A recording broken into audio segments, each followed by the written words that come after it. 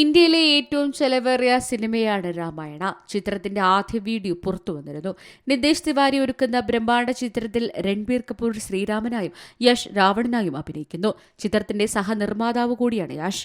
3 minute ദൈർഘ്യമുള്ള വീഡിയോയിൽ Hans സിമറിന്റെയും AR റഹ്മാന്റെയും സംഗീതമുണ്ട്. സിനിമയുടെ വലിയ ക്യാൻവാസ് തന്നെയാണ് വീഡിയോയിലൂടെ മനസ്സിലാകുന്നത്. വീഡിയോയിലെ VFX വലിയ രീതിയിൽ പ്രേക്ഷകരുടെ ശ്രദ്ധ പിടിച്ചുപറ്റി. സായ് പല്ലവി സീതയെ, രവി ധുബെ ലക്ഷ്മണനായും സണ്ണി ദിയോൾ ഹനുമാനായും എത്തുന്നു. ശ്രീധർ രാഘവന്റേതാണ് തിരക്കഥ.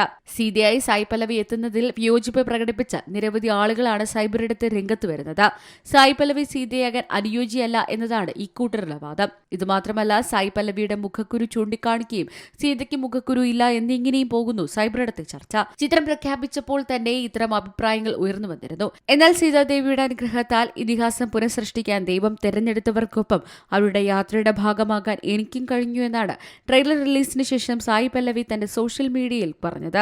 അതേസമയം ദക്ഷിണേന്ത്യൻ സിനിമയിൽ നിന്നുള്ള നടിയായതിനാൽ ഉത്തരേന്ത്യക്കാർ നടിയെ ട്രോളുന്നതെന്ന് പലരും പറയുന്നു. ചിത്രം പ്രഖ്യാപിച്ചതു മുതൽ രൺബീർ രാമനായി എത്തുന്നതിനും വലിയ രീതിയിൽ വിമർശനങ്ങളുണ്ടായിരുന്നു. 2 ഭാഗങ്ങളിലായിട്ടാണ് ഈ ചിത്രം റിലീസിനെത്തുന്നത്.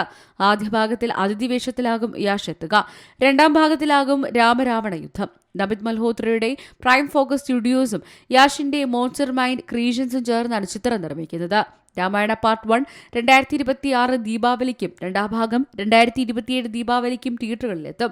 835 കോടി ബജറ്റിലാണ് സിനിമ ഒരുങ്ങുന്നതെന്നാണ് റിപ്പോർട്ടുകൾ. Entertainment desk, Zee Malayalam news. ഏറ്റവും പുതിയ വാർത്തകളും വിശേഷങ്ങളും വിരൽ തുമ്പിലറിയാൻ സീ മലയാളം ന്യൂസ് എല്ലാ ഡിജിറ്റൽ പ്ലാറ്റ്ഫോമുകളിലും ലഭ്യം.